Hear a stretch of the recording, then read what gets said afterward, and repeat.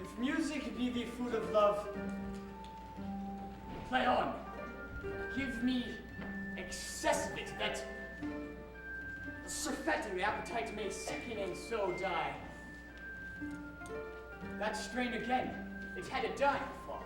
Came over my ears like that sweet sound that breathes across a bank of violets, stealing and giving odor.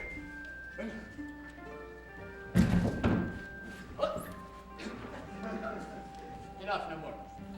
This is not as sweet as it was before. Will you go hunt, my lord? What, Kira? The hart? Why, so I do. The noblest that I have.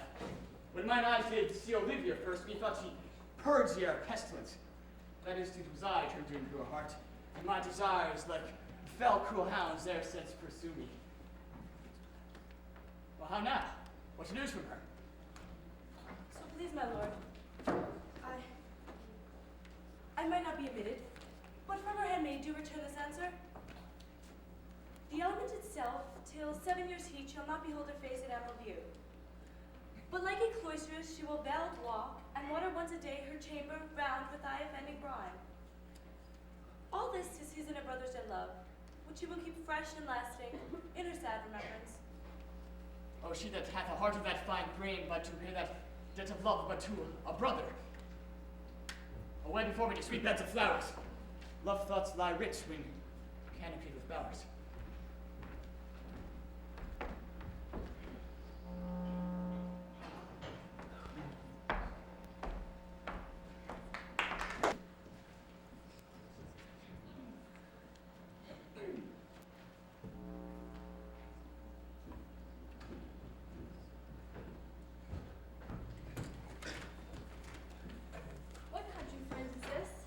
This is Illyria, lady. And what should I do in Illyria? My brother, he's in Elysium. Perchance he's not drowned, but think you, sailor? It is perchance that you yourself are saved. Oh, my poor brother. And so perchance may he be. True, madam. And to comfort you a chance, assure yourself after our ship did split, when you and those poor numbers saved you, home in our driving boat, I saw your brother, most provident in peril, buying himself courage and hope, both teaching him to practice. To a strong mass that lived upon the sea, or like Orion on a dolphin's back, I saw him hold acquaintance with the waves, so long as I could see. For saying so there's gold. Mine own escape unfolded to my hope, were to thy speedsters for authority, the likes of him. Knowst thou this country? Aye, madam, for I was bred and born on 3 hours' travel from this very place. Who governs here? A noble duke, in nature has a name. What is his name? Orsino. Orsino. I've heard my father name him. He was a bachelor then. And so is now, or was so very late. But a month ago I went from hence, and then 'twas fresh a murmur, as you know great ones do, the less will prattle of, for that he did seek the love of fair Olivia. What's she? A virtuous maid, the daughter of a count, that died some 12 months since. Then leaving her in the protection of his son, her brother, who shortly also died, whose dear love, they say, she hath abjured the sight and company of men. Oh, that I served that lady, and might not be the village to the world till I made mine own occasion mellow, what my estate is. That were hard to compass, because you admit no kind of suit. No, not the duke's. There's a fair behavior in thee, captain, and though that nature with the beauty swall, doth of clothes and pollution, yet of thee, I do believe thou hast a mind that suits with this thy fair and outward character. I prithee, and I'll pay thee bounteously. Conceal me what I am, and be my aid. In such disguise shall have to become the form of my intent. I'll serve this duke. Thou shalt present me as a eunuch to him. It may be worth thy pains, for I can sing and speak to him in many sorts of music that will allow me very worth his service. What else mayhap to time I will commit, only shape thou thy silence to thy wit. Be you his eunuch, and you I'll be, on my tongue glass, then let mine eyes not see. I thank thee. Lead me on.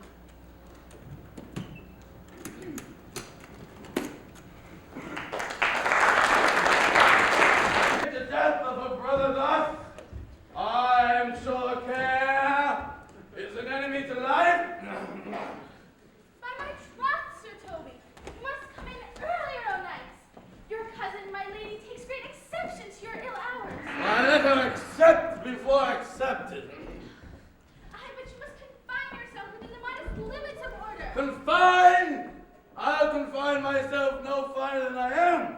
These clothes are good enough to drink in, and so be these boots too.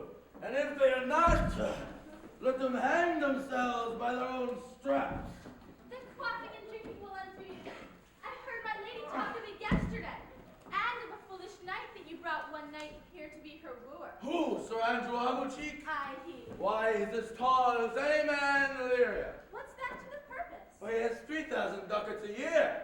He'll have but a year in all those ducats. He's a very fool and a prodigal. Fine that you say so.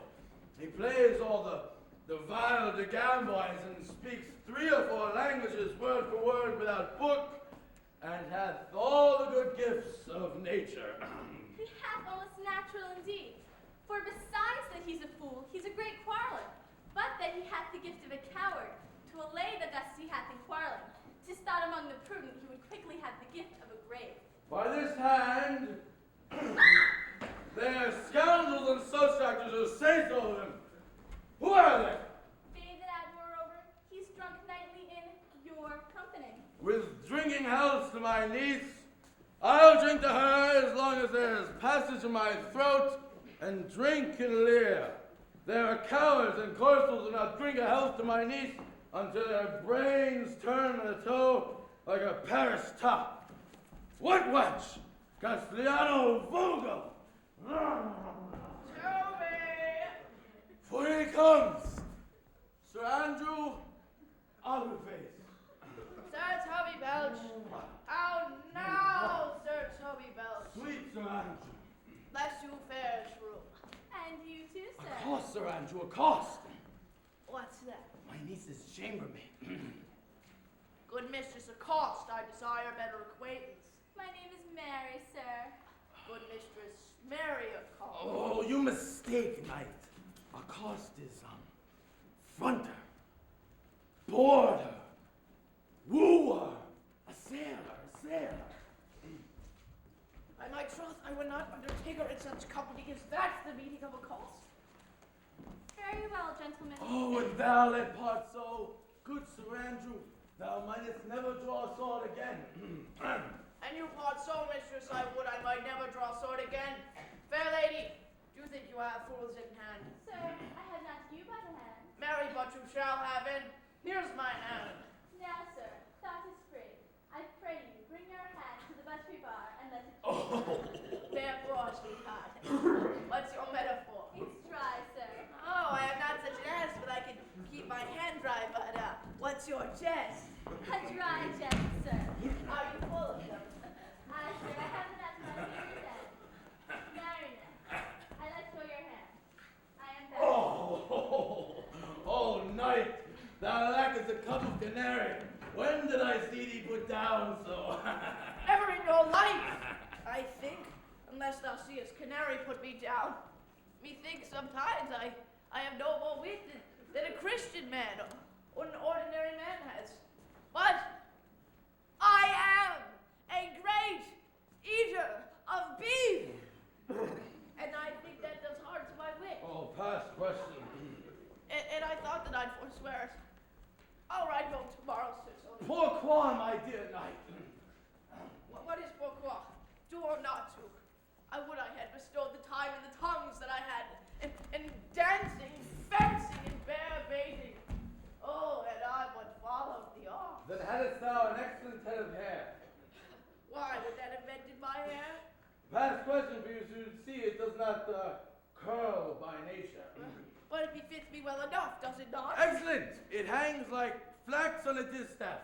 And I hope to see her housewife take it between her legs and spin it off. Faith, I'll have tomorrow, Sir Toby. Your niece will not be seen. Or if she be,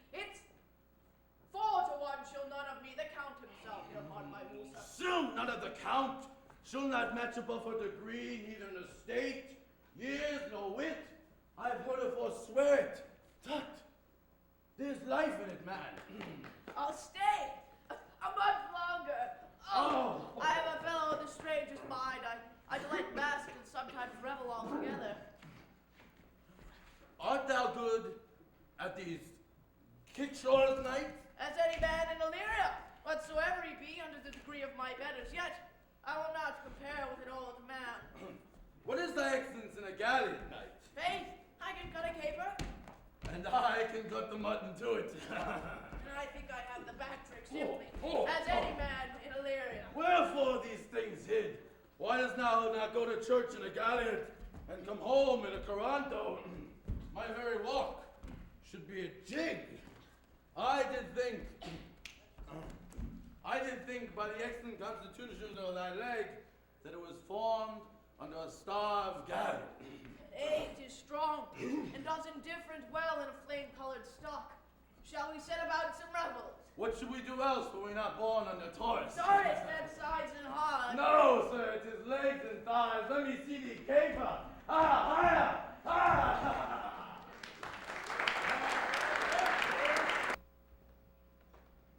If the Duke continued these favors toward you, Caesarea, you are to be much advanced. He hath known you but 3 days, and you already no stranger. You either fear his humor or my negligence. You call in question to the continuance of his love. Is he inconstant, sir, in his strangers? No, believe me. I thank you. Here comes the count. Who saw Caesarea ho? On your attendance, my lord, here. Caesarea, stand thee well aloof. Caesarea, thou knowest the no less of it all. I have unfastened thee the book even of my secret soul. And therefore, good youth, address thy gate unto her. Be not denied access. Stand at your doors and tell them there thy fixed what shall grow till thou have audience. Sure, my noble lord, if she be so abandoned to her sorrow, it is said, she will never admit me. Be clamorous. Leap all civil bounds, rather than make unprofited return. Say, I do speak with her, my lord. What then?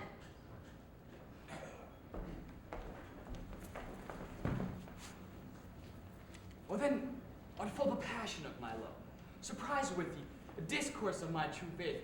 It will do thee well to act my woes. She will attend it better in thy youth than of a nuncios of more grave aspect. I think not so, my lord. Dear lad, believe it, for they shall yet belie thy happy years who say thou art a man. Diana's lip is no more smooth than Rubius. Thy small pipe is like a maiden's organ, shrill and sound. All rest is sublative of a woman's part. I know thy consolation is right apt for this affair. Some 4 or 5 attend to her. All, if you must, for I am best when least in company. Prosper well in this, and thou shalt live as freely as thy lord to call his fortunes thine.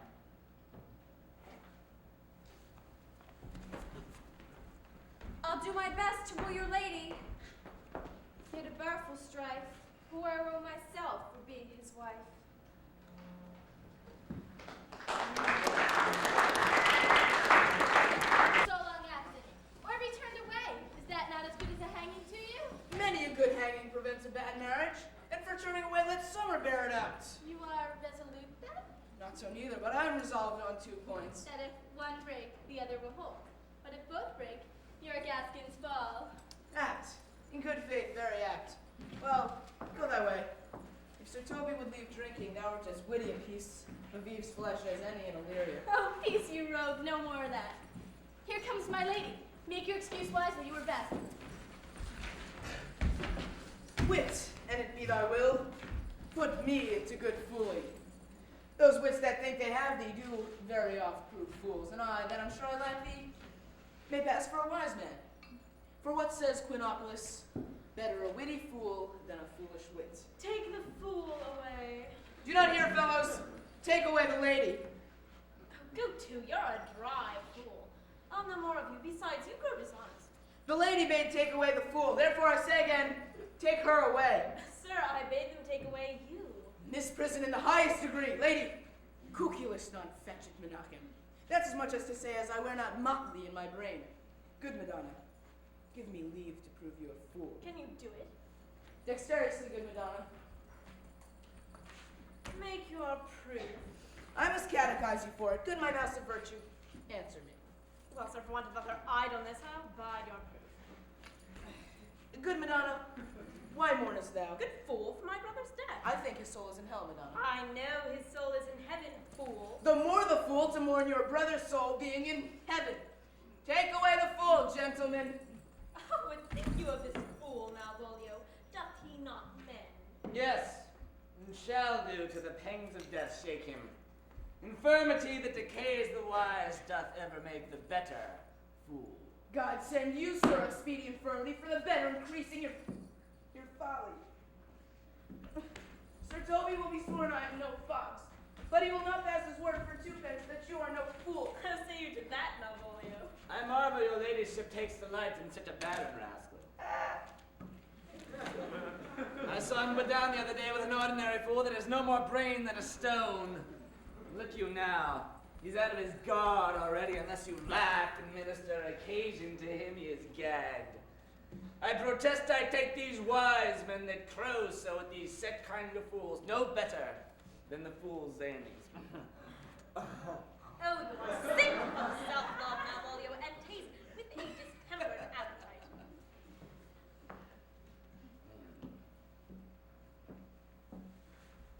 Madam, there's at the gate a young gentleman, much desired to speak to you. Oh, from the Count Orsino, is it? I know not, madam. 'Tis a fair young man and well attended. Who of my people hold him in delay? Sir Toby, madam, your kinsman. Oh, fetch him off, I pray you. He speaks nothing but madman. Fie on him. Go you, Malvolio. If it be a suit from the Count, I am sick, or not at home. What you will to dismiss it. Now you see, sir, how your fooling grows old and people dislike it. Thou hast spoke first, Madonna, as if thy eldest son were a fool, whose skull drove cram with brains. For here he comes now. One of thy kinsmen has a most weak matter. Oh, by mine honor, half drunk? What is he at the gate, cousin? There's a gentleman. A gentleman? What gentleman? There's a gentleman here, a playing with his pickled herring. How now, thoughts? Good, Sir Toby. Oh, cousin, how have you come so early by this lethargy? Lechery! I defy lechery, there's one at the gate. I'm married, what is he? Why, let him be the devil, he will, I care not. Give me faith, say I. So. Oh, what's a drunken man like, fool? Like a fool, a madman, and a drowned man. The first draft above heat makes him a fool. The second mads him, and the third drowns him. Well, go thou and seek the crowner and let him sit in my cuz. For he's in the third degree of drink, he's drowned. He is but mad yet, Madonna, and the fool shall look to the man. Madam! Straight off! Madam! Madam! Young fellow swears he will speak with you. I told him you were sick. He takes time to understand so much and therefore comes to speak with you. I told him you were kind. Seems to have a foreknowledge of that too and therefore comes to speak with you. What is to be said to a lady he's fortified against any denial? Tell him he shall not speak with Has me. been told so. It says he'll stand at your door like a sheriff's post and be the supporter to a bench, but he'll speak with you. What kind of man is he? Why, of mankind. What manner of man? A very ill manner. He'll speak with you, will you or no? Of what personage of years is he? Not yet old enough for a man, nor young enough for a boy.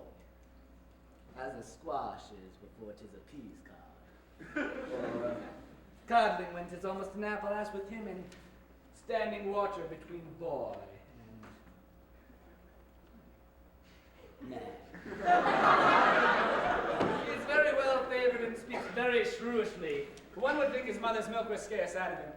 Oh, let him approach. Call him, my gentlewoman. Gentlewoman, my lady calls.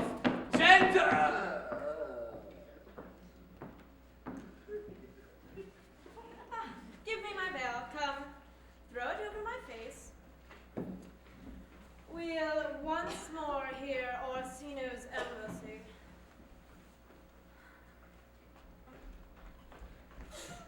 The honorable lady of the house, which is she? Speak to me, I shall answer for her. Your will.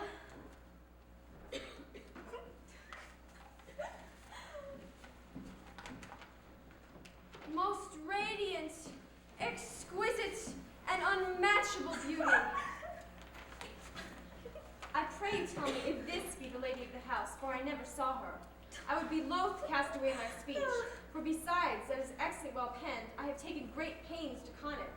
Good beauties, let me sustain no scorn. I am very comfortable, even to the base sinister usage. Whence came you, sir?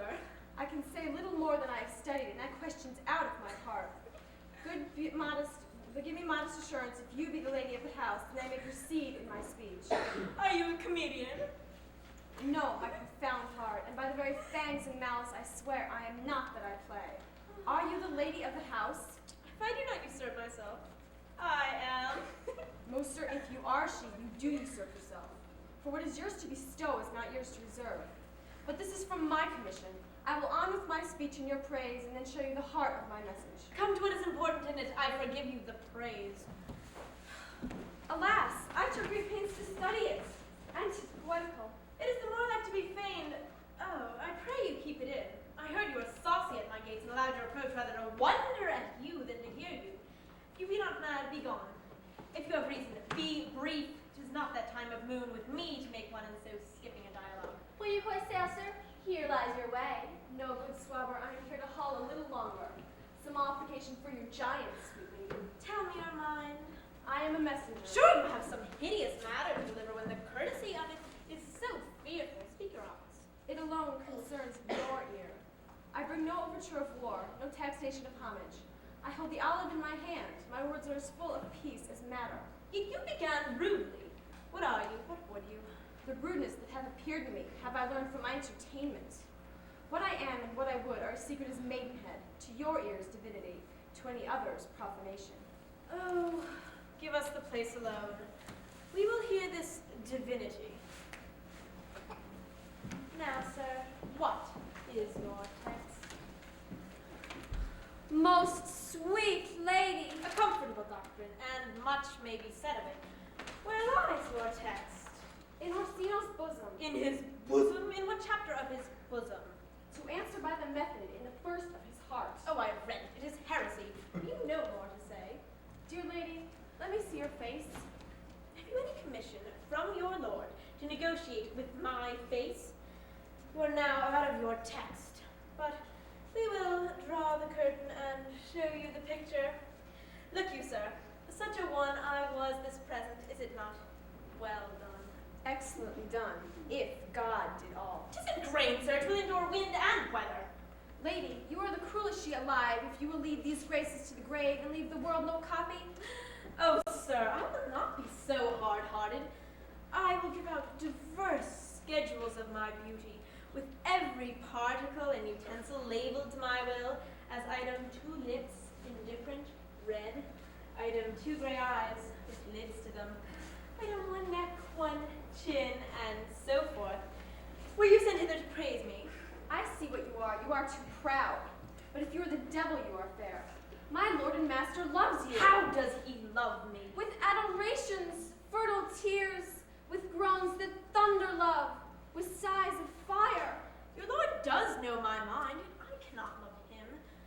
Yet I suppose him virtuous, know him noble, of great estate, of fresh and stainless youth. A gracious person, yet I cannot love him. He might have took his answer long ago.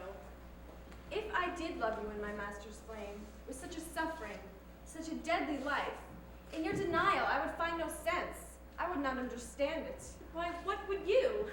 Make me a willow cabin at your gate, and call upon my soul within the house. Write little cantons of contented love, and sing them loud even the dead of night.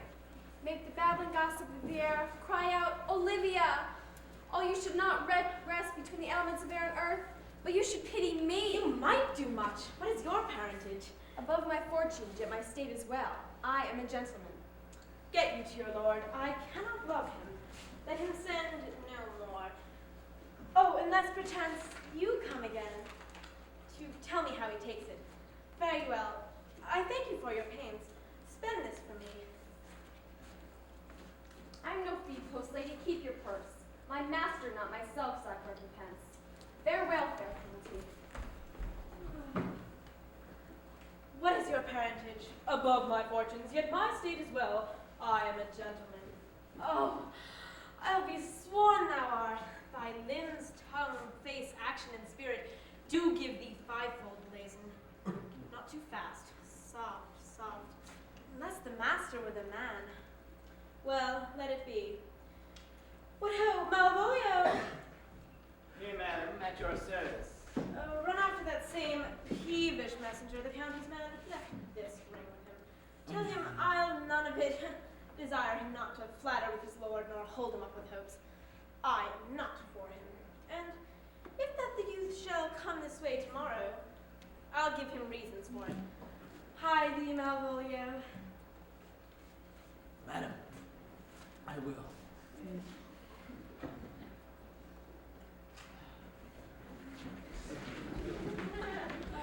I know not what, and fear to find mine eye too great a flatterer for my mind. Fate show thy force, ourselves we do not owe, but as decreed must be, and be this so.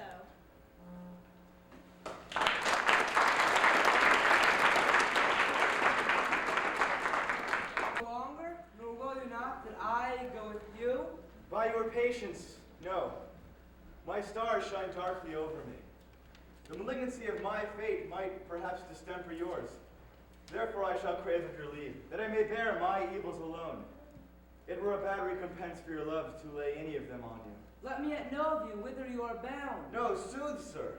My determinate voyage is mere extravagancy. But I perceive in you so excellent a touch of modesty that you will not extort from me what I am willing to keep in. Therefore, it touches me in matters the rather to express myself. You must know me then, Antonio. My name is Sebastian. My father was that Sebastian of Mesling, whom I know you have heard of. He left behind him myself and a sister, both born in an hour. If the heavens had been pleased, would we had so ended. But you, sir, altered that. For some hour before you took me from the breach of the sea, was my sister drowned. Alas, the day. A lady, sir, though it was said she much resembled me, was yet of many accounted beautiful. But though I could not with such estimable wonder over far believe that, yet thus far I will boldly publish her. She bore a mind that envy could not but call fair. She is drowned already, sir, with salt water, though I seem to drown her remembrance again with more. Pardon me, sir, your bad entertainment. My kind Antonio, forgive me your trouble. If you will not murder me for my love, and let me be your servant. If you will not undo what you have done, that is kill him whom you have recovered. Desire it not. Fare you well at once. My bosom is full of kindness, and upon the least occasion more, mine eyes will tell tales of you. I am bound to the Count Orsino's court. Farewell. The gentleness of all the gods go with thee. I have many enemies in Orsino's court. Else would I very shortly see thee there, but come what may, I do admire thee so that danger shall seem sport, and I shall go.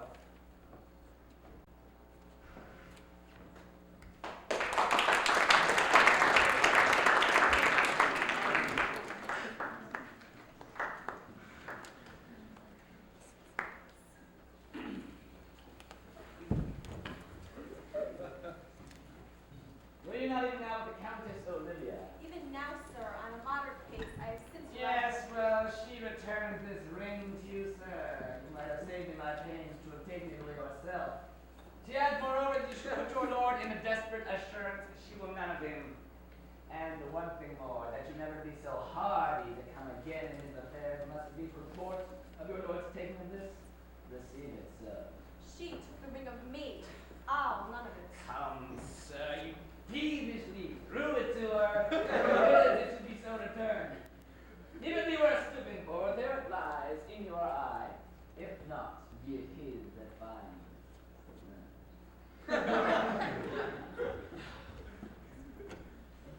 I left no ring with her. What means this lady?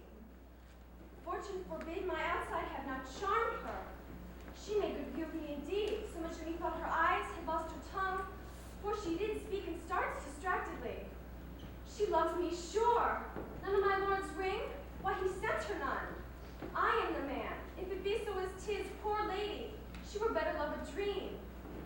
Time will entangle this, not I, for 'tis too hard a knot for me to untie.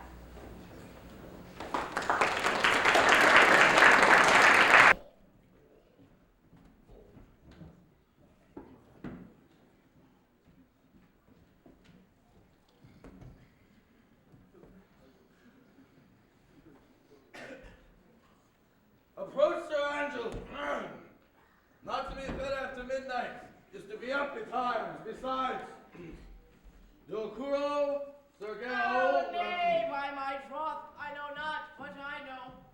To be up late is to be up late. Oh, false conclusion. I hate it as an unfilled can. Does not our life consist of the four elements? So they say, but I think it rather consists of eating and drinking. Excellent, down to scholar. Let us therefore eat and drink. Hurrah! A sip of wine. Here comes the fool, I faith. How now, hearts? Did you never see the picture of we three? Welcome, lads. Now let's have a catch. By my troth, the fool has an excellent breath, and so sweet a breath to sing. I had rather than 40 shillings, I had such a leg, and so sweet a breath to sing. In sooth, thou wast very gracious schooling last night, when thou spokest of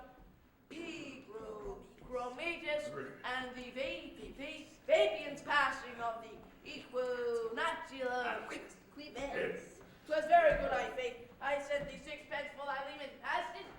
I did in Pentecost by gratulity, for Malvolio's nose is no whipstock. My lady has a white hand, and the Myrmidons are no bottle ale houses. Why, this is the best fooling when all is done. Now, a song. Ah, come on, there's sixpence for you. A song, a There's song. a test with me, too, if one night go. Would you have a love song or a song of good life? A love song, a love song. I care not for good life. Oh, mistress mine, where are you roaming? You stay and hear your true love's coming, that can sing both high and low. Trip no further, pretty sweeting, journey's end in lovers' meeting. Every wise man's son doth know, every wise man's son doth know. Oh, good. Good, excellent, I say. What is love? 'Tis not hereafter, for present mirth hath present laughter. What's to come is still unsure. In delay there lies no plenty. Then come kiss me, sweet and 20. Youth's a stuff will not endure. Youth's a stuff will not endure. A mellifluous voice, I am a true knight. Oh, contagious breath. Very sweet and contagious, I faith. Did you hear by the nose? No. It is dolce contagion. If my lady had not called upon her steward, Malvolio, and bid him turn you out of doors, never trust me. My lady is the captain. We a politician. Malvolio is a pagoranzi. Am I not consignless? Am I not of a blood to the valley? They drunk a man in Babylon. He's true, the knight's an admirable fooling. Hey, he does it different. Well, if he be disposed, he does it with more grace. But I do it more natural. On the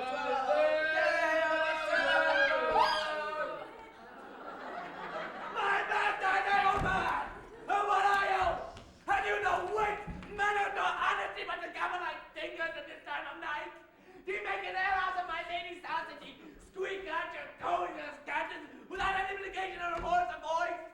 Is there no respect of person, space, nor time in you? Oh, we do keep time, sir, in our catches. I must be round with you, though my lady harbors you as a kinsman. She's nothing ally to your disorders. If you can separate yourself from your misdemeanors, you're welcome to the house. If not, and it would please you to take leave of her, she is very willing to bid you farewell. Farewell, dear heart, for must it be gone. His eyes do show his days are almost done. What I shall never die. And tell me, there you lie. Shall I bid him go? And if you do, Shall I bid him what well? if you do? Shall I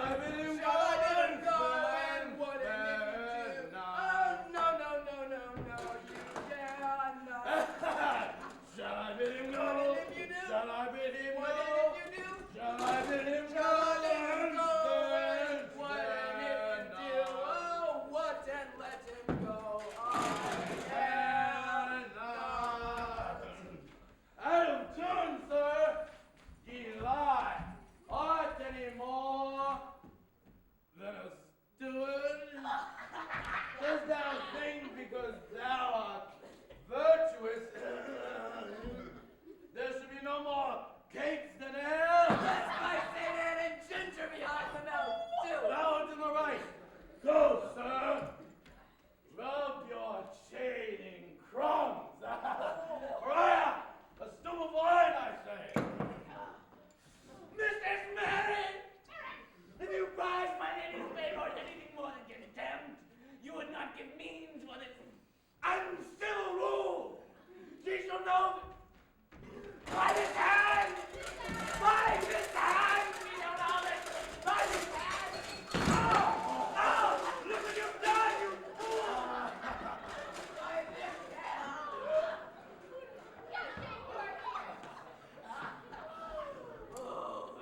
Who has got a deed as to drink when a man's a-hungry, that has to challenge him in the field, and then break promise with him and make a fool of him? Do it, knight. I'll write thee a challenge or deliver thy accusation to him by word of mouth. Sweet Sir Toby, be patient for tonight, since the youth of the Count was today with my lady. She is much out of quiet. For Monsieur Malvolio, let me alone with him. If I do not gull him into a neighbor and make him a common recreation, do not think I would enough to lie straight in my bed. For I know I can do it. Possess us. Tell us something of him. Marry, sir, sometimes he's a kind of Puritan. Oh! I thought that I'd beat him like a dog. What for being a Puritan? The exquisite reason, dear knight. I have no explicit reason for it, but I have reason good enough. The devil Puritan that he is. An affectioned ass that can't state without book, and utters it by great swarts. On that vice in him will my revenge find notable cause to work. What wilt thou do? I will drop in his way some epistle of love, wherein by the color of his beard, the shape of his leg, the manner of his gait, the expression of his eyes, forehead, and complexion, he shall find himself most feelingly personated.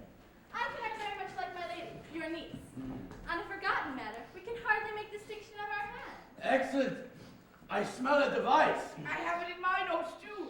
He shall think by the letters that thou wilt drop, that they come from my niece, and that she is in love with him. My purpose is indeed a horse of that color. Take your horse now and make him an ass. Will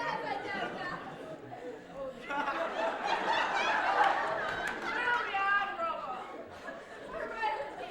I will plan you two and let the fool make a third. For he shall find the letter. Observe his construction of it. For this night, to bed. And dream on the event. Farewell. Good night, Penthesilea. Before me, she's a good wench. She's a beagle true bred, and one that adores me. What of that? I was adored once too. Let's to bed, knight. Thou needst send for more money. If I cannot recover your niece, I am a farewell. I'll send for more money, knight, if thou hast not in the end call me cut. I cannot recover it. Never trust me. Take it how you will. Come, knight, I'll go burn some sack. It's too late to bed now, knight. Come, knight. Come, knight.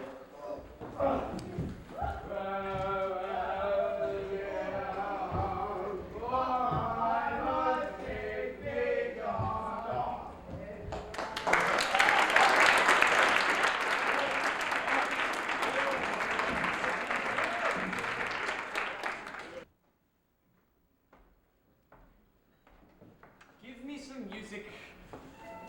Now, good morrow, friends. Good Cesario. But that piece of song, that old and antique song we had last night, methought it did relieve my passions much, more than these lidaires and recollected terms of these most gisp and brisk-paced times. Come, but one verse. He is not here, so please your lordship, that should sing it. Who was it? Bestie the jester, my lord, a fool that the Lady Olivia's father took great delight in. He is about the house. Seek him out. Play the tune a while. Come hither, boy. If ever thou shalt love, in the pang of it, remember me. For I am, as all true lovers are, unstaid and skittish in all motions else, save in the constant image of a creature that is beloved. How dost thou like this tune? It gives a very echo to the seat where love his throne. Thou dost speak masterfully. My life upon it, young though thou art, thine eye has stayed upon some favor that of love. Hath it not, boy? A little, by your favor. What kind of woman is it? Of your complexion. She's not worthy then. What years I faith? Of your years, my lord. Too old, by heaven. I think it well, my lord. Let thy love be younger than thyself, or thy affection cannot hold the bent. For women are as roses, whose fair flower being once displayed doth fall that very hour. Alas, they are, that they are so, to die when they even to perfection grow. Come, fella, that song we had last night. Mark it, Cicero, it was, old and plain. Are you ready, sir? I pray thee sing.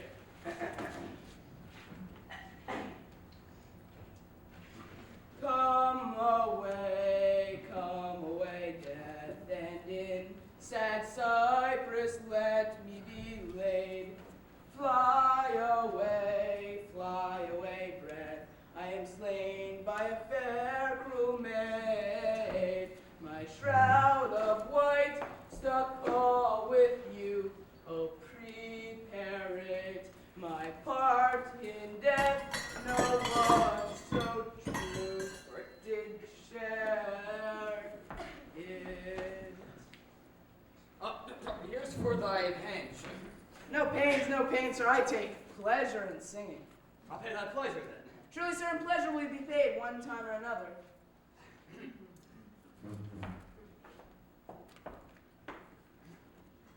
Give me leave to leave thee. Now the melancholy God protect thee.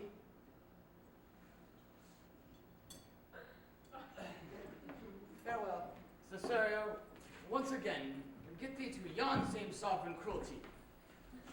Tell her, my love, more noble than the world, prizes not quantity of dirty lands, but 'tis that part that fortune has bestowed upon her. Tell her I hold as giddily as fortune, but 'tis this miracle and queen of gems that nature pranks her in, attracts my soul. But if she cannot love you, sir, I cannot be answered so. sooth, but you must.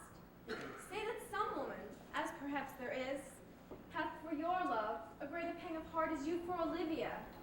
You cannot love her, you tell her. Must she not then be answered? There is no woman's side that can bear the strength of so strong a beating that love doth give my heart. No woman's heart so big to hold so much. They lack retention. Make no compare between the love a woman can bear me and that I owe Olivia. But I know What dost thou know? too well what love women to men may owe. In faith, they are true heart as we. My father had a daughter loved a man, as it might be, were I a woman, as should your what's lordship. her history? A blank, my lord. She never told her love, but let concealment like a worm with a bud feed on her damask cheek. She pined in thought, and with the green and yellow melancholy sat, like patience on a monument. Was not this love indeed? We men may say more, swear more, but indeed our shows are much in our vows, but little in our love. But died thy sister of her love, my boy? I am all the daughters in my father's house, and all the sons too, and yet I know not. Sir, shall I to this lady? Aye, that's the theme. To her in haste. Tell her, my love can give no place, bide no deny.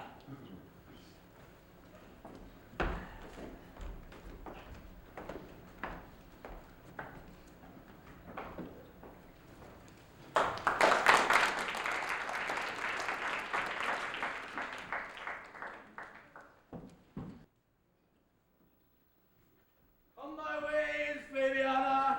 Hail, Tom. If I was to scruple over this sport, let me be boiled to death with melancholy. Wouldst thou not have that niggardly, rascally sheep-biter come by some notable shame? I would exalt, man. You know he bought me out of favor with my lady about a bear baiting here. To anger him, we'll have the bear back again and trick him black and blue.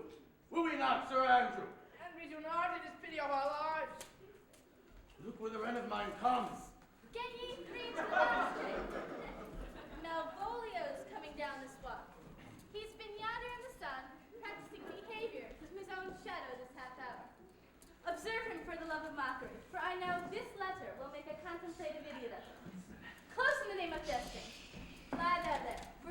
trout that must be caught with tickling. 'Tis but fortune, all is fortune. Maria once told me she did affect me, and I've heard herself come thus near that should she fancy it should be one of my complexion. Besides, she uses me with a more exalted respect than anyone else that follows. What should I think, honest? Oh, here's an overweening robe. Oh, peace! Contemplation makes a rare turkey cock of him. How he jets into his advanced blooms. I could so beat the road. Peace, I say. To be Count Malvolio. Oh, rogue! Peace, peace! There's example for it. The lady at the Star, she married the yeoman of the wardrobe. I already Jesuit. Oh, peace! Now he's deeply in. Look how imagination blows him. Having been 3 months married to her, sitting in my stable. Oh, for a stone about to hit him in the eye! Calling my officers about me in my branched velvet gown, having come from a daybed, where I left Olivia sleeping. Fire and brimstone! Having the humor of stating after demure travel of regard, telling them I know my places, they should do theirs, to call for our kinsman Toby. Oh, bolts and shackles! Oh, peace, now! 7 of my officers in obedient star take out for my frown the while, perchance wind up my watch or play with my some rich Jew. Toby approaches, curtsies there to me. Shall this fellow live? Our sons be drawn from us with snares, yet peace! Toby approaches, curtsies there to me. I extend my hand to thus, quenching my familiar smile, with an austere regard of control, saying, Cousin Toby, my fortunes having cast me on your niece, give me this prerogative of speech. What? You must amend your drunkenness. Oh, outstanding! Patience to break the sinews of our plot. Besides, you waste the treasure of your time with a foolish night. That's me, I warrant you. One second. I emphasize how many you got me for. What employment have we here? Now is the woodcock near the gin.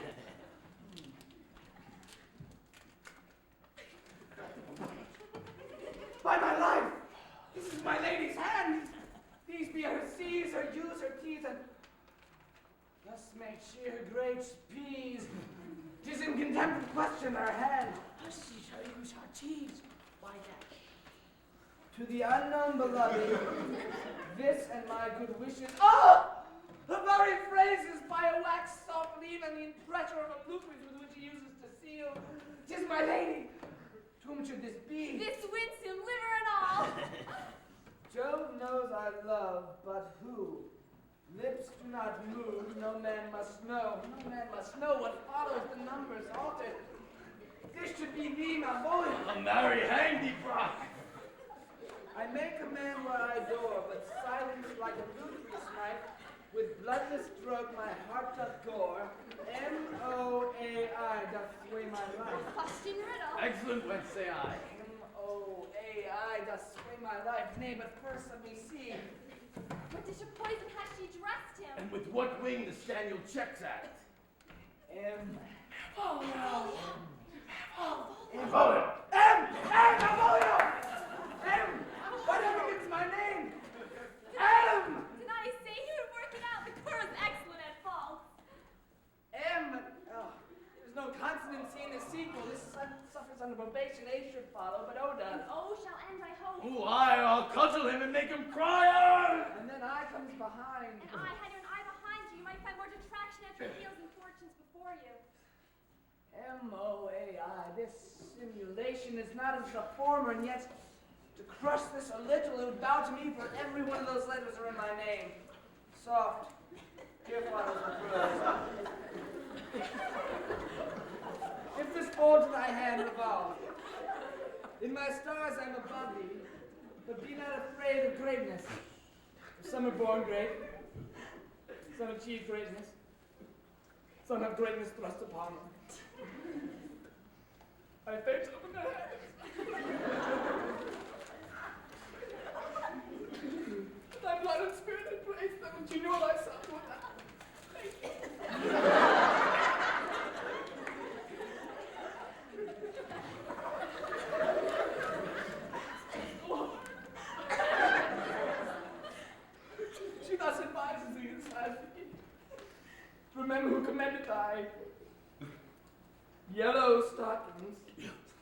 wouldst to see me ever cross-gartered, I say remember, go to, thou art made, if thou desirest to be so. If not, let me see thee a servant still, the fellow of servants, and not worthy to touch fortune's fingers. Farewell, she that would alter services with thee, the fortunate unhappy. Ah! Daylight and champagne discovers not more. This is open. I will be proud. I will read politic authors. I will wash off gross acquaintance. I will be point device, the very man. I do not now fool myself to let imagination chain me for every reason excites to this, that my lady loves me. She did mend my yellow stockings of late, and did raise my leg being cross-gartered, and in this she manifests herself to my love.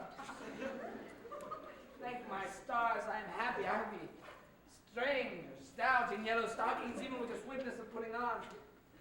Jove, my star be praised is in a postscript. Thou canst not choose, but know who I am. If thou entertainest my love, let it appear in thy smiling, thy smiles become me well. Therefore, in my presence, still smile, dear my sweet, I prithee. I will smile.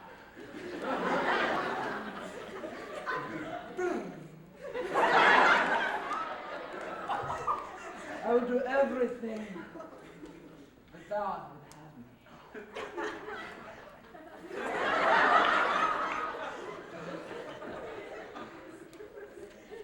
Ah!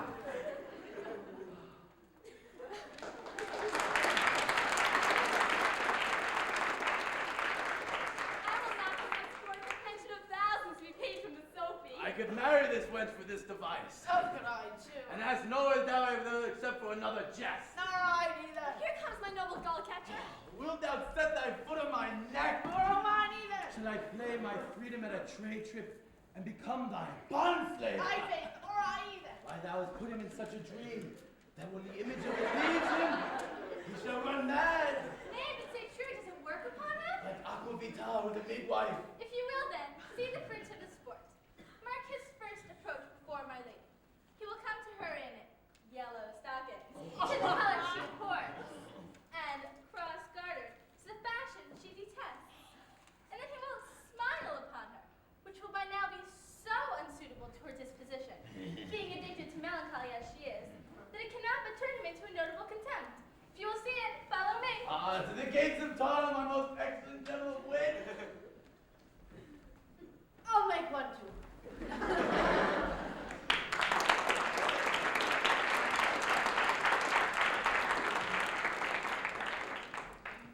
Down at the Lady Olivia's school? No, sir, the Lady Olivia will keep no folly till she be married. For fools are to husbands as pilchards are to herrings. The husband's the bigger. I'm indeed not her fool, sir, but her corrupter of words. I saw thee late at Count Orsino's. Foolery, sir, just walk about the orb like the sun. It shines everywhere. I would be sorry, sir, but the fool should be off with your master as I with my mistress. I think I saw your wisdom there. Nay, and thou pass upon me. I'll no more with thee. Hold, here's expenses for thee. Now, Jove, in this next commodity of hair, send thee a beard. By my troth, I am almost sick for one, though I would not have it grow on my chin. Is thy lady within? Would not a pair of these have bread, sir? Yes, being kept together and put to good use. My lady is within. This fellow is wise enough to play the fool, and to do that well, craves a kind of wit. Gentlemen, God save thee. And you, sir? Dio vos gaude, monsieur. Et vous aussi, votre serviteur. I hope, sir, you are, and I am yours. Will you encounter the house? My lady is desirous you should enter if your trade be to her. I'm bound to your niece, sir. I mean, she's the list of my voyage. Taste your legs, sir. Put them in motion. My legs do better understand me, sir, than you mean by bidding me taste my legs. I mean to go, sir, to enter. I will answer you with gate and entrance, but we are prevented. Madam! Most excellent, accomplished lady, the heavens rain orders on you. This used to wear courtier rain orders well. My matter hath no voice, lady, but to your own most pregnant and vouchsafed ear. Odin's pregnant and vouchsafed I get them all free already. Let the garden door be shut and leave with my hearing. Give me your hand, sir. My duty, madam, and most humble service. What is your name? Cesario is your servant's name, fair princess. My servant, sir. 'Twas never merry world since lowly feigning was called compliment. You are servant to the Count Orsino. And he is yours, and his must needs be yours. Your servant's servant is your servant, madam. For him, I think not on him. For his thoughts would they were blanks, rather than filled with me. Madam, I come to wet your gentle thoughts on his behalf. Oh, by your leave, I pray you, I beg you, never speak again of him. But would you undertake another suit? I had rather hear you to solicit back than music from the spheres. Dear lady! Give me leave, beseech you. I did send up the last enchantment you did hear. A ring in chase of you? So did I abuse myself, my servant. And I fear me you. Oh, enough is shown. A sightless, not a bosom, hides my heart. So let me hear you speak. I pity you. That's a step to love. No, 'tis a grief, for 'tis vulgar proof that very oft we pity enemies. Oh, why then methinks 'tis time to smile again. Oh, world, how apt the poor are to be proud. If one should be a prey, how much the better to fall before the lion than the wolf. The clock upbraids me with the waste of time. Oh, be not afraid, good youth. I will not have you. And yet when wit and youth is come to harvest, your wife is like to reap a proper man. Well, there lies your way. Due west. Then westward ho! Grace and good disposition attend your ladyship. You'll nothing, madam, to my lord by me? Stay, I prithee tell me what thou thinkst of me. That I think you are not what you are. I think so, I think the same of you. Then you think right, I am not what I am. I would you were as I would have you be. I wish it might, for now I am your fool. Oh, what a deal of scorn looks beautiful in the anger and contempt of his lip. Cesario, by the roses of spring, by maidhood, truth, honor, and everything, I love thee! So that despite all thy pride, nor wit, nor reason can my passion hide. By innocence I swear, and by my youth, I have one heart, one bosom, and one truth. And no maid has, nor ever none, shall mistress be of it, save I alone. So adieu, good madam, never more to you my master's tears to deplore. Yet come again, for thou perhaps mayest move that heart which now abhors to like his love.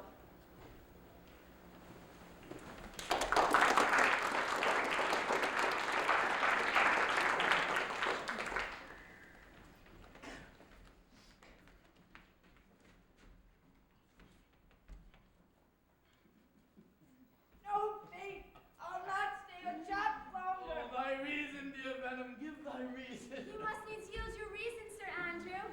I saw your niece do more favors upon the Count's serving men than ever she bestowed upon me. I saw it in the orchard. Oh, did she see thee wild, old boy? Tell me that. It is plain as I see you now. This was a great argument of love in her toward you. Slice, will you make an answer to me? She did show favor to the youth in her sight, only to exasperate you, to awake your dormouse valor, to put fire in your heart and brimstone in your liver. You should then have accosted her, and with some excellent jests, fire new from the mint, should have banged the youth into dumbness. This was looked for at your hand, and this was balked. Ask me anyway. It must be with valor for policy I hate. Oh, why then build me thy fortress upon the basis of valor. Challenge me the Count's youth to fight with him. Hurt him in 11 places. And therefore assure thyself, there is no love book in the world can more prevail in man's commendation with women than report of valor. There's no way but this, Sir Andrew. Will either of you bear me a challenge to him? Go, write it in a martial hand, be cursed and brief. It is no matter how witty, though it be eloquent and full of invention. Taunt him with the license of ink. Let there be gall enough in thy ink, though thou write with a goose man. No matter, go about it. Where shall I find you? We'll call thee the cubicle. This is a dear mannequin to you, Sir Toby. I have been kind him, lady, some 2,000 strong or so. And we shall have a rare letter from him. But You'll not deliver? Never trust me then, and stern the youth to an answer. For Andrew, if he were open, and you'd find so much blood in his liver that would clog the foot of a flea, I'll eat the rest of the anatomy. And his opposite, the youth, bears in his visage no great presage of cruelty. Look where the red of mine comes. How now, my medal of India? If you desire the spleen, and will laugh yourself into stitches, follow me. Yandel Malvolio is turned heathen and very renegado. He's in yellow stockings. And cross-gartered? Most villainously. I have dogged him like his murderer. He does obey every point of the letter that I dropped to betray him. He does smile his face into more lines than is in the new map with the augmentation of the Indies. You've never seen such a thing as 'tis. I can hardly forbear hurling things at him. I know my lady will strike him. And if she do, he'll smile and take for a great favor. If you will see it, follow me. Oh, bring us where he is.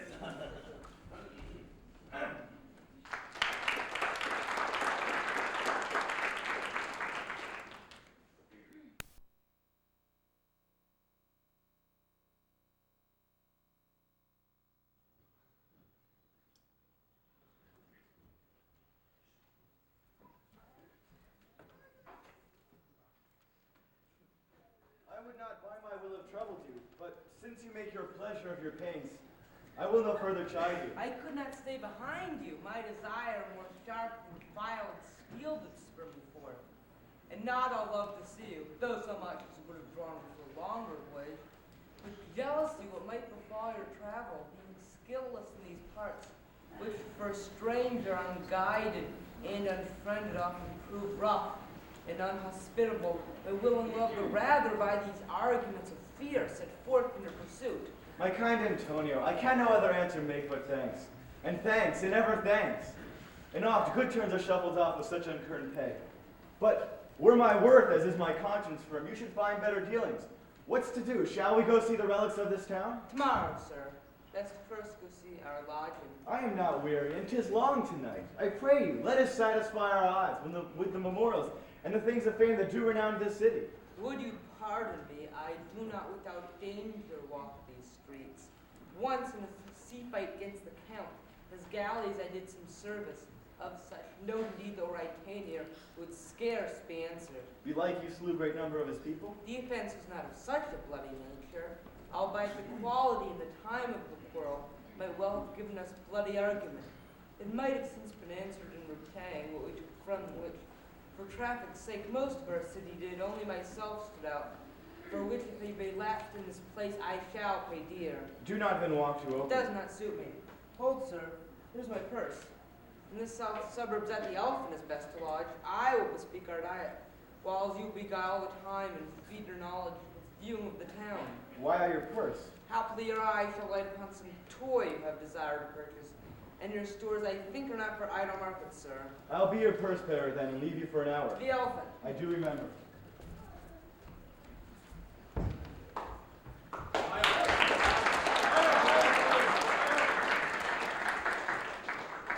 He says he'll come. Oh, how shall I feast him? What bestow of him? For youth is bought more often than begged or borrowed. Where is Malvolio? I speak too loud. Where is Malvolio? He is sad and civil, and suits well for serving with my fortunes. He is coming, madam, but in a very strange manner. For sure he is possessed, madam. Why, what's the matter? Does he rave? No, he does nothing but smiles. Your ladyship were best to have some guard about you if he comes. For sure the man's tainted in his wits. Go call him hither. I am as mad as he, if sad and merry madness equal be. What ho, Malvolio?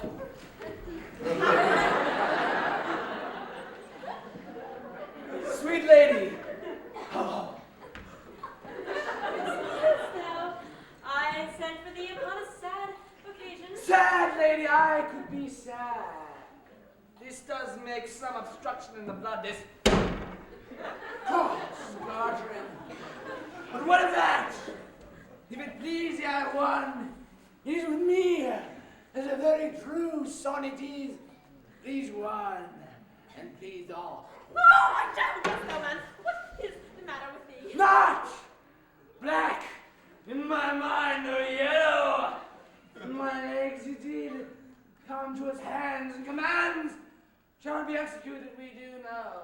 sweet Roman hand. Don't go to bed, Malvolio. Ah, it's a bed, sweetheart! I'll come to thee! Ah! Just a minute. God comfort thee! Why dost thou smile so and kiss thy hand so oft? How do you? Ah! At your request! Yes! Oh, yes! Nightingales answer those! Oh! Oh! Why appear you with this ridiculous boldness before my lady? Some a born grade. Was well writ. What meanst thou by that, Malvolio? For some achieve greatness, and some have greatness thrust upon them. Ah! Remember who commended thy yellow stockings, Yellow stockings. and wish to see thee ever cross gartered. Cross gartered? Go to thou maid, if thou desirest to be so. If not, let me see thee a servant still. Ah! Ah! Ah! Ah! This is very midsummer. Ah, yes! Yes!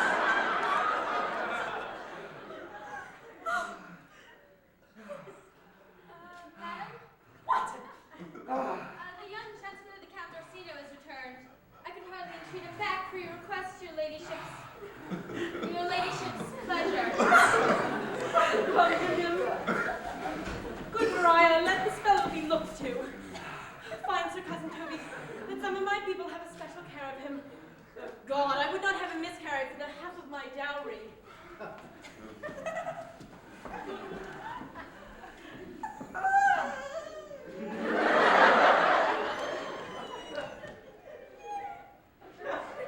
You come near me now.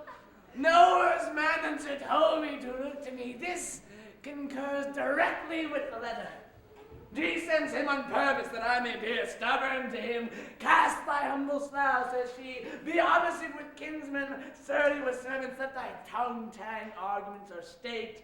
Put thyself into the trick of singularity. I have limed her, but it is Jove's doing, and Jove, not I, is to be thanked. Oh, and when she went away now, let this fellow be looked to. Fellow! Not Malvolio, nor after my degree, but fellow! Why, everything adheres together that no dram of a scruple, no scruple of a scruple, no incredulous object, nothing that can come between me and the full prospect of my hopes. Which way is he? In the name of sanctity! Here he is, here he is. Go off! I discard you, go off! Let me enjoy my pride alone. How the fiend speaks within him. Did I not tell you, Sir Toby? My lady prays you to have a care. Ah, does she so? Go to! Peace! This is not the way! Let me alone! How do you, Malvolio? How is it with you? Why man by the devil? Consider! He's an enemy to mankind! Sir, do not you say? Lie you and you speak ill of the devil. How he takes it in heart. Pray God he is not bewitched. How he has warned the wise woman. It will be done tomorrow morning if I live. My lady would not lose him for more than Does she a so? Bring him! Don't you see you moving? Let me alone with Go him! with gentleness, gently, gently. The fiend is rough and will not be roughly used. Oh, now, my bow God, Toby. how dost thou... Oh, sir! I bid he come with me! Get him to say his prayers, good Sir Toby. My prayers make... What do you want here, godliness? Oh, you are all idle shadow things. I am not from your element. You shall know more hereafter. Is it possible? If this were played upon a stage now, I would condemn it as an improbable fiction. Come, we'll have him in a dark room and bound. My niece is already in the belief that he is mad.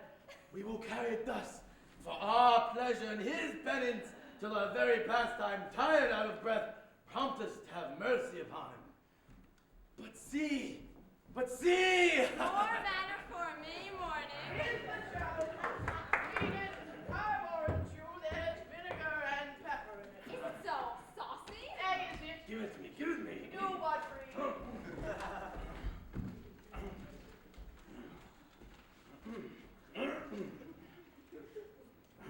Youth, whatsoever thou art but a scurvy fellow. Good and valiant. Wonder not, nor admire not in thy mind why I do call thee so. A good note. That keeps you from the blow of the law. For I will show thee no reason for it. Thou comest to the Lady Olivia, and in my sight she uses thee kindly. Very brief and exceedingly good sense, Liz. But there lieth in thy throat that is not the matter I challenge thee for. Good. I will waylay thee going home, where it be by thy chance to kill me. Good. Thou killest me like a rogue and a villain. A good note. Still you keep on the windy side of law. Fare thee well, and God have mercy upon our souls. Thy friend as thou usest him, and thy sworn enemy, Andrew Agucheek. If this letter move him not, his legs cannot. And you may I'll give it him. and you may have very good occasion for it. He is now in some commerce with my lady and will by and by depart. Go, Sir Andrew. Scout me for him in the corner of the orchard like a bum bag. So soon as ever thou seest him, draw. And as thou draw, swear hard. Let me alone for swearing. Thou art bun-bellied, copper-cheesing, coward-teasing, that ingrates and niggly sheep-biter, counterfeiting food, and oh! Now will I not deliver that letter, but I will deliver his indignation to him by word of mouth. Set upon Agucheek some notable report of valor, and drive the gentleman into most hideous opinion of his rage, skill, fury, and impetuosity. This will so frighten them both that they will kill one of them by the look, like cockatrices. Here he comes with your niece. Give them way till they make leave, and presently after them. I will meditate the while upon some hard message for a challenge. Here, wear this jewel for me. 'Tis my picture. Refuse it not, it hath no tongue to vex you. And I beseech you, come again tomorrow. Fare thee well, a fiend like thee might bear my soul to hell. God save thee, gentlemen! And you, sir? That defense thou hast, betake thee to it, for the natures of the wrongs thou hast done him I know not, but thy interceptor, bloody as the hunter, attends thee at the orchard end. You mistake, sir. I'm sure no man hath any quarrel to me. My remembrance is very free and clear from any image of offense done to any man. Oh, you'll find it otherwise, I assure you. Therefore, if you hold your life at any price, betake you to your God, for your opposite hath in him what youth, strength, skill, and fury can furnish men with all. Pray, what manner of man is he? He's a knight, dubbed and unhatched rapier, and on a corporate consideration, but he's a devil in private brawl, souls and bodies, has he divorced 3. I will return again to the house and desire some conduct of the lady. I am no fighter. Back you shall not into the house, unless you undertake that with me, with as much safety you answer him. Therefore on, or strip your sword stock naked, for metal you must. That's for certain, or for swear to wear iron about you. This is as uncivil as strange. I beseech you, do me the courteous office to know of the night where my offense is to him. I will do so, Phoebiana. Stay by this gentleman until my return. Pray, do you know of this matter? I know the knight is incensed against you, even to a mortal conclusion. But nothing of the circumstance more. Pray, what manner of man is he? He is indeed, sir, most skillful, bloody, and fatal opposite you have possibly found in any part of Illyria.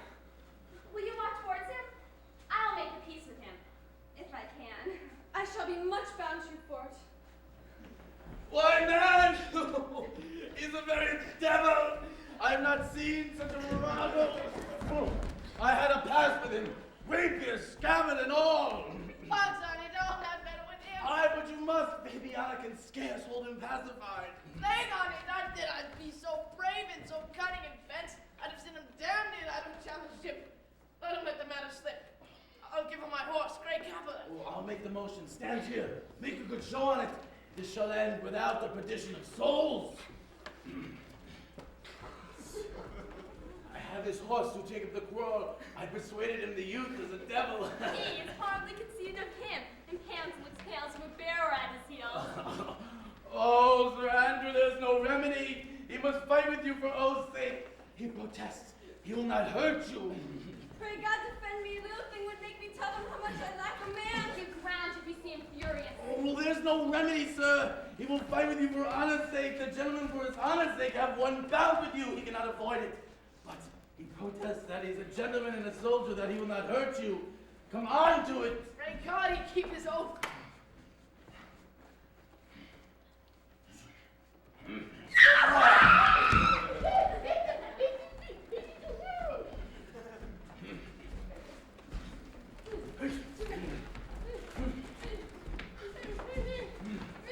But after, sir, if this young gentleman have done offense, I take a fault on me.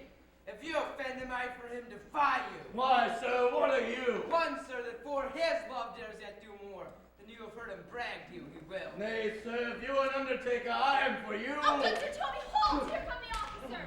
I'll be with you and none. Pray, sir, put your sword up if you please. Very will I, sir, and for that I promised you I will bear you easily and reign well.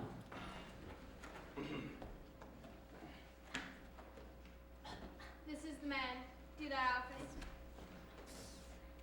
Antonio, I arrest thee at the suit of Count Orsino. You do mistake me, sir. No, sir, no jot. I know your favor well, though now you have no sea cap on your head.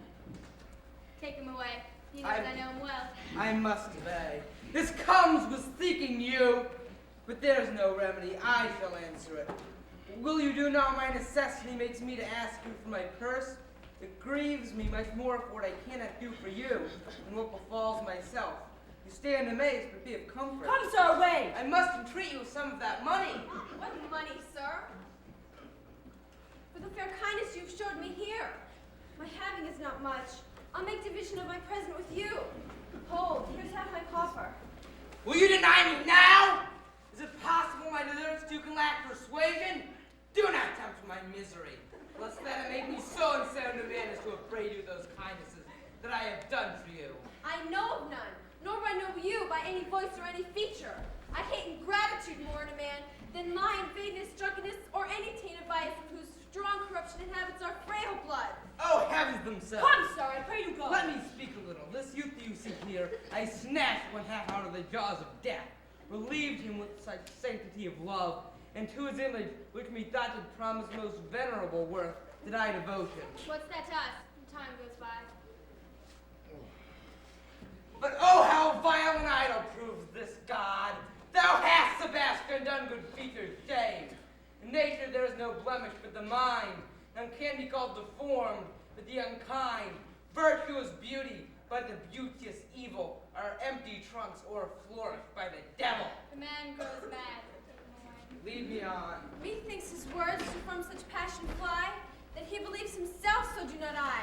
Prove true imagination, oh prove true, that I, dear brother, be now taken for you. Oh, a very dishonest and paltry boy, more coward than a hare.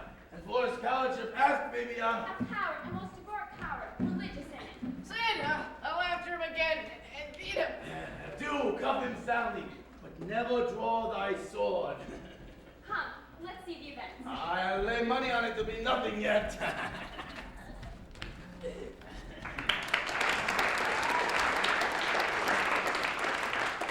Sent for you. Go to. Thou art a foolish fellow. Well, how thou faith? No, I do not know you, nor am I sent to you by my lady who bid you come speak to her. Nor is your name not Master Cesario, nor this is not my nose neither. There's nothing that is so. I prithee, vent thy folly somewhere else. Thou knowest not me. Vent my folly. He has heard that word of some great man and now applies it to a fool. I'm afraid this great lover of the world will prove a cockney. I prithee, Ungird thy strangers and tell me what I shall vent to my lady. Shall I vent to her that thou art coming? Prithee, foolish Greek, depart from me. There's money for thee. If you tarry longer, I shall give horse payment.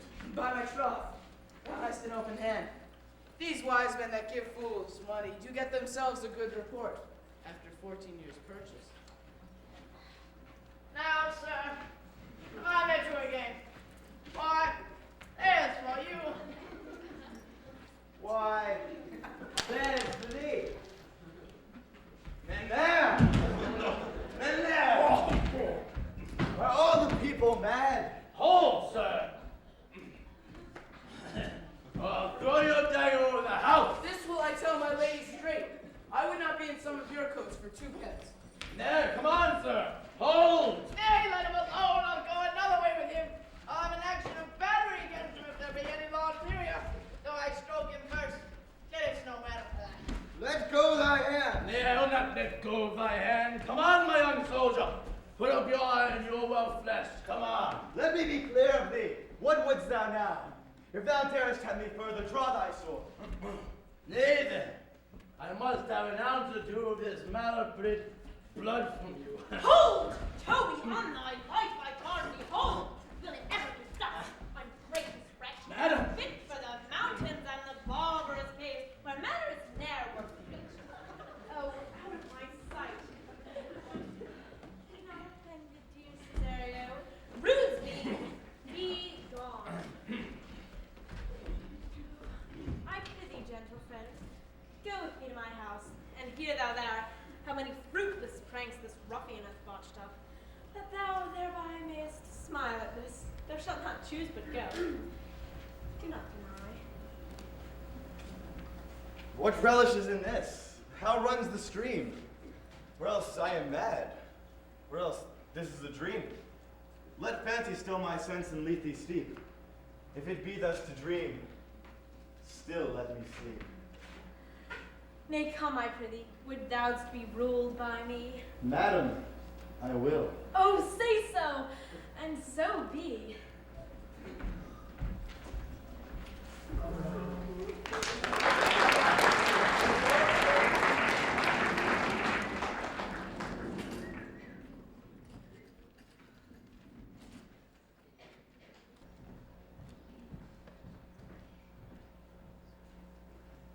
Nay, I prithee, put on this coat and this hat, and make him believe thou art Sir Toby the curate. I'll call Sir Toby the wise. Well, I'll put it on, and I will dissemble myself in it. And I would I were the first in dissembled in such a gown. The competitors enter. Jove bless thee, Master Parson. Buenos dias, Sir Toby. For as the old hermit of Prague that never saw pen and ink very wittily said to a niece of King Gorbadoc, that is. So I, being Master Parson, am Master Parson. For what is that but that, and is but is? To him, Sir Topas. What ho, I say? Peace in this prison. The knave counterfeits well. A good knave. Who calls there? Sir Topus the curate, who comes to visit Malvolio, the lunatic. Sir Topus, go to my lady. How hyperbolical fiend! How vexest thou this man? Talkest thou nothing but of ladies? Sir Topus, never was man thus wronged. Do not think I'm mad. They've laid me here in hideous darkness. Fie on thee, dishonest Satan! I call thee by the most modest terms, for I'm one of those gentle ones who use the devil himself with courtesy. Sayest thou the house is dark? As hell, Sir Topus. Why, it hath bay windows transparent as barricadoes, and the clerestories to the south north are as lustrous as ebony, and yet complainest thou of obstruction? I am not mad. I say to you, this house is dark. Madman thou errest! I say there is no darkness but ignorance, in which thou art more puzzled than the Egyptians in their fog. I say this house were as dark as ignorance, though ignorance were as dark as hell. And I say there was never man thus abused. I am no more mad than you are. Farewell! Farewell. Sir Topus! Sir Topus! My most exquisite Sir Topas. Nay, I am for all waters. Thou mightest have done it without thy cap and coat. He sees thee not. To him in thine own voice, and bring me word how thou findest him. I would I now so far offended my niece that I cannot pursue with any safety this sport to the upshot. Come by and by to my chamber. Hey, Robin, jolly Robin, tell me how thy lady does. Fool! My lady is unkind pretty. Fool! Alas, why is she so? Fool, I say! She loves another. Who calls her? Good fool, as ever thou deserve love my hand, help me to some pen, candle, ink, and paper. As I am a gentleman, I will live to be thankful to thee for it. Master Malvolio? I good fool. How fell thee besides your fine wits? Fool, there was never man so notoriously abused. I am as well my wits fool as thou art. Then you are mad indeed if you be in no better wits than a fool. They profit me, keep me in darkness. Send ministers to me, asses, and do all they can to face me out of my wits. Advise you what you say, the minister is here. And what say you, sir? I'm sent for speaking to you. Good fool, help me to some pen, ink, and light. Convey what I will set down to my lady. I tell thee I'm as well my wits as any man in Illyria. Well, a day that you were, sir. By this hand I am, good fool, some ink and paper. I swear it shall advantage thee more than erring, the better of letter did. Well, I will help you to it. But tell me, are you not mad indeed, or do you but counterfeit? Believe me, I am not. I tell thee true. Nay, I'll never believe a madman till I see his brains. I'll help you to some light, paper, ink. Fool, I will point thee in the highest degree. I prithee be gone. I'm gone, sir. And anon, sir. As you, good man devil.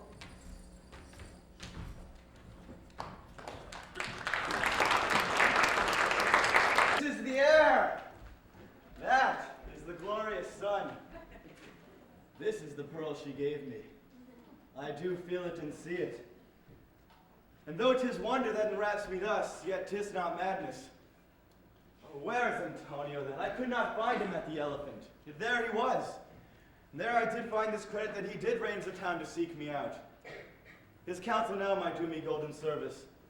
For though my soul disputes well with my sense that this may be some error, but no madness, yet doth this accident of flood and fortune so far exceed all instance, all discourse, that I am ready to distrust mine eyes and wrangle with my reason. That persuades me to near the trust, but that I am mad, or else the lady's mad. But if it were so, she could not sway her house, command her followers, take and give back affairs in their dispatch, with such a smooth, discreet, and stable bearing, as I perceive she does. There's something in it that is deceivable. But here the lady comes. Oh, blame not this haste of mine.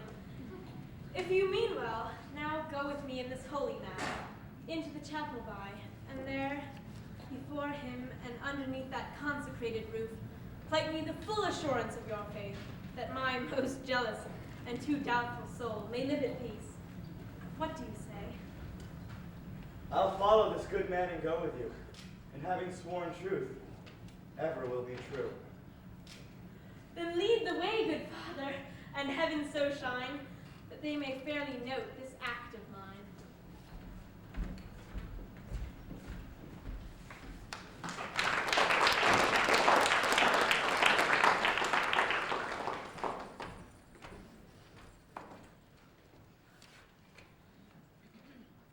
Allow me to the Lady Olivia, friend. Aye, sir. And what of her trappings?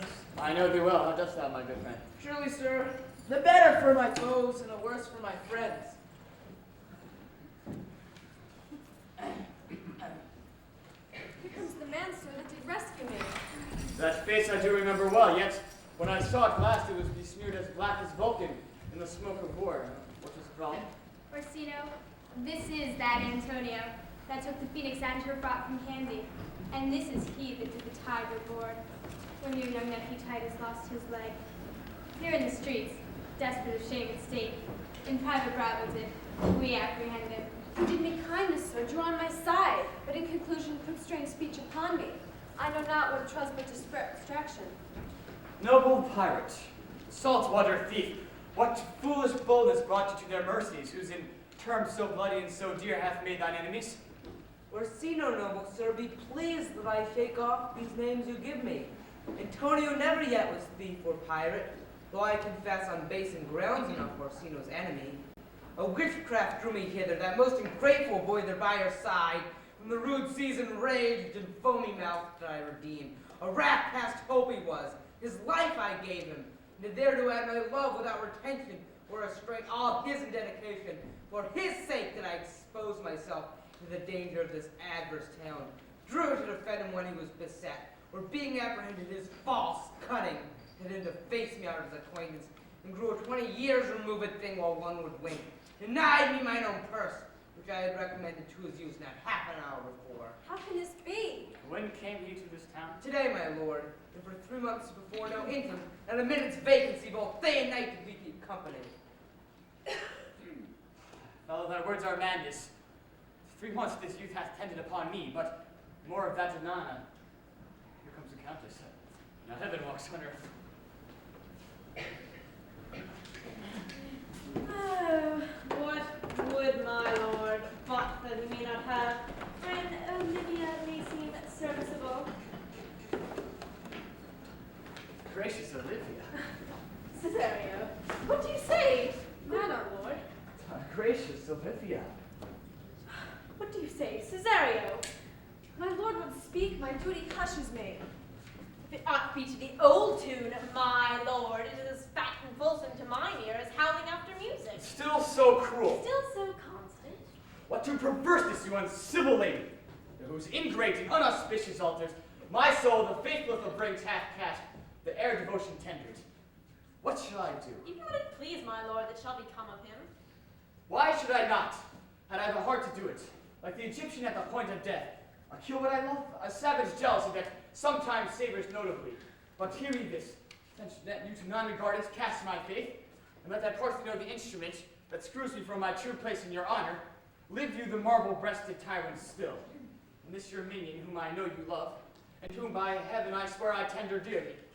Him will I tear out of that cruel eye, where he sits crowned in his master's place. Come, boy, with me. My thoughts are ripe in mischief. I'll sacrifice the lamb that I do love to spite the raven's heart within a dove. And I most willingly to do you rest 1,000 deaths would die. Where goes Cesario? After him I love, more than I love these eyes, more than my life, more my almost than e'er I shall love wife. If you do feign you witnesses above, punish my life for tainting of my love. I be detested. How am I beguiled? Who does beguile you? Who does do you wrong? Is it so long? Hast thou forgot thyself? Call forth the Holy Father. Come, boy, with me. Whither, my lord? Cesario, husband, stay. Husband. Aye, husband, can he that deny?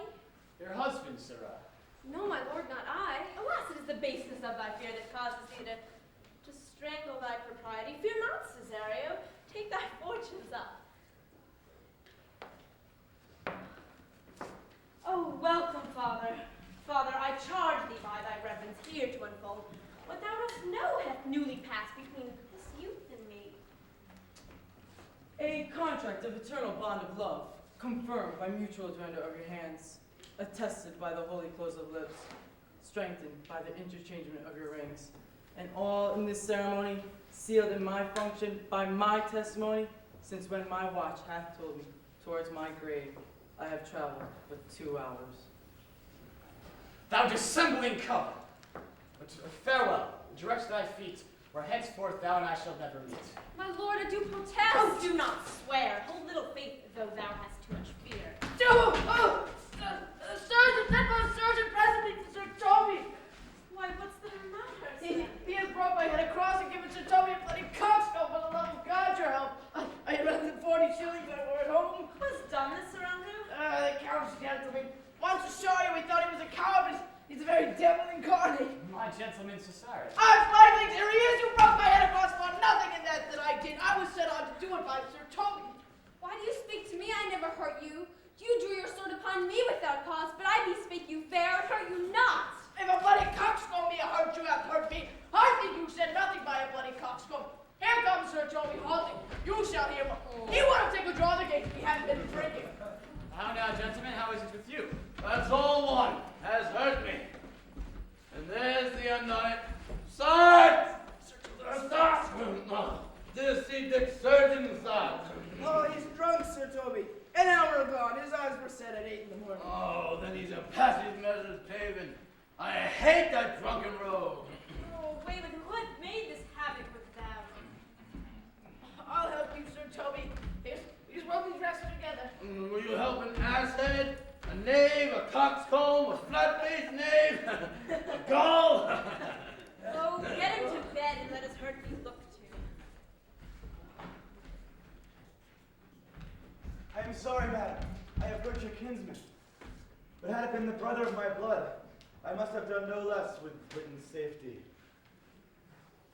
You throw a strange regard upon me, and by that I do believe it hath offended you. Forgive me, sweet one, even for the vows we made each other, but so late ago. One face, one voice, two persons, a natural perspective that is and is not. Antonio! My dear Antonio, how have the hours racked and tortured me since I have lost thee? Sebastian, are you? Fearest thou that, Antonio? How have you made division of yourself? An apple cleft in two is not more twin than these two creatures. Which is Sebastian? Most wonderful. Do I stand there? I never had a brother, nor can there be that deity in my nature of here and everywhere. I had a sister whom the blind waves and surges have devoured. Of charity, what kin are you to me? What countryman? What name? What parentage? Of Messalene, Sebastian was my father.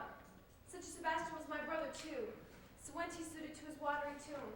If spirits can assume what form and suit, you come to fright us. A spirit I am indeed, but am in that dimension grossly clad, which from the womb I did participate.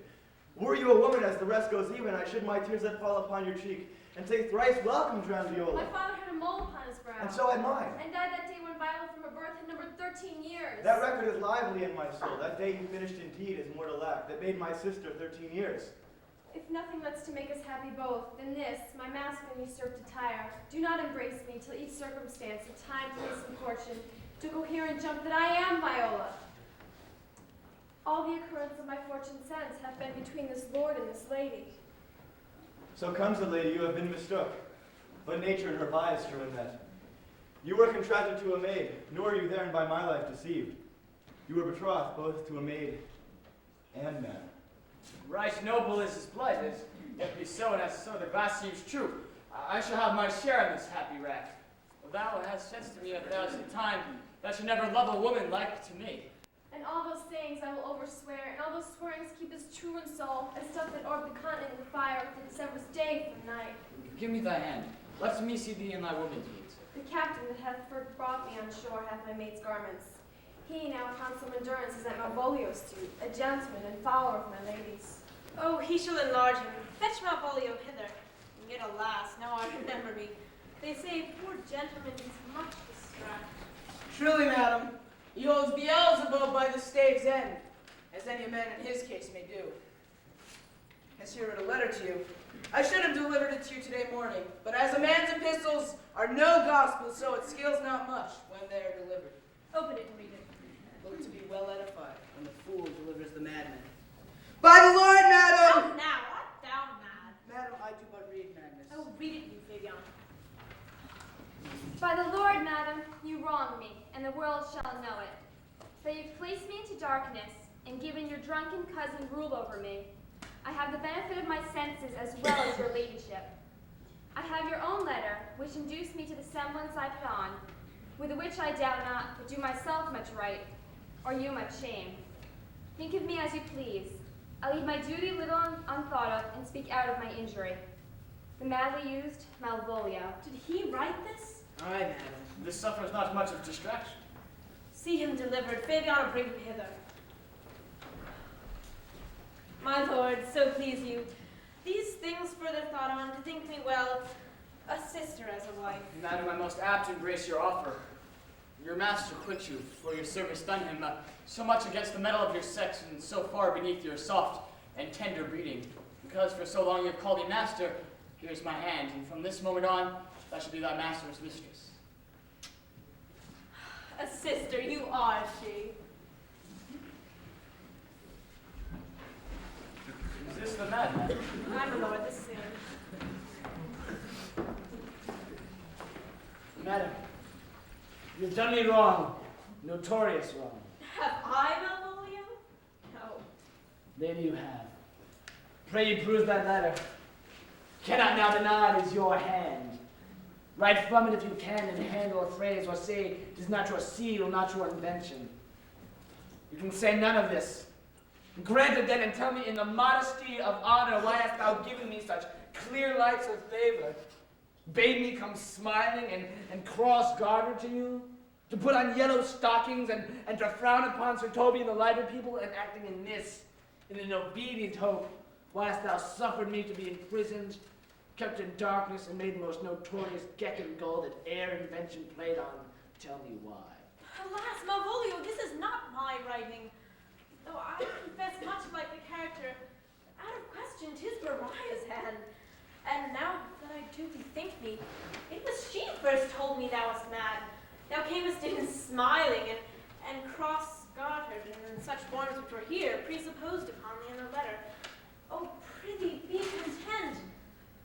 This practice hath most shrewdly passed upon thee, but when we know the grounds and authors of it, thou shalt be both the plaintiff and the judge of thine own cause.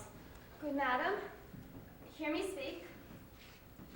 Most freely I confess, myself and Toby set this device against Malvolio here. Upon some stubborn and uncourteous parts we have conceived against him. Maria writ the letter at Sir Toby's great importance. In recompense whereof, he hath married her. Alas, poor fool, how they have baffled thee. Why, some are born great, some achieve greatness, and some have greatness thrust upon them. I was one, sir, in this interlude. One Sir Topus, sir, but that's all one. I'll be revenged on the whole pack of you.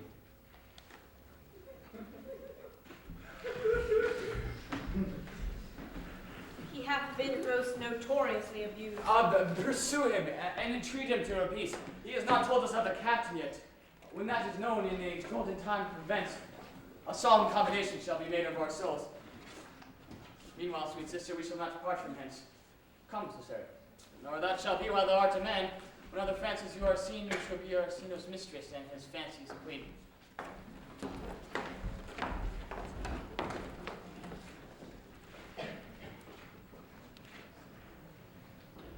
When that I was and a little tiny boy, with hey ho, the wind and the rain, a foolish thing was but a toy, for the rain it raineth every day.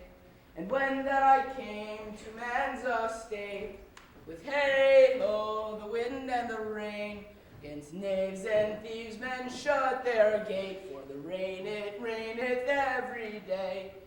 And when that I came, alas, to wife, with hey ho, the wind and the rain, with swaggering could I never thrive, for the rain it raineth every day. And when that I came unto my beds, with hey ho, the wind and the rain, with toss spots still had drunken heads, for the rain it raineth every day. A great while ago the world began. Hey ho, the wind and the rain. But that's all one, our play is done, and we'll strive to please you every day.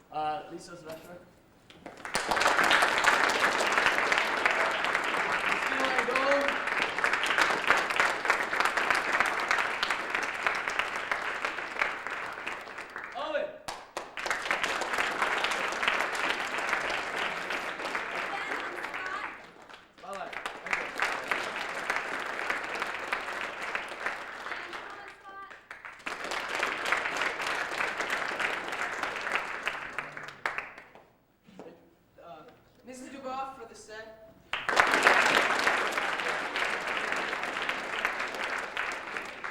Stage crew.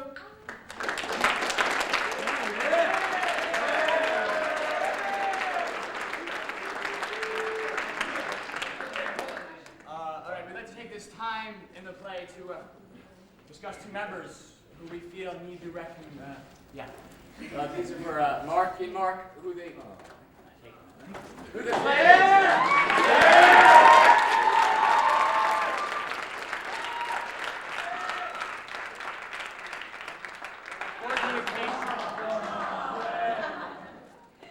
the occasion, Matt and I composed a poem to show our love and gratitude for these two gifts. It's called Ode to Mark Squared. Mark and Mark, you fill the stage. Even though Matt built the cage. We think you two guys are the best. And we tearfully watch your Shakespeare go to rest. You really deserve that last curtain call. Because Matt and I didn't want it at all. And even though the crowd shouts your name, Matt and I deserve all the fame. when it comes to Shakespeare, you are the kings. And did you know that you are the winds beneath our wings?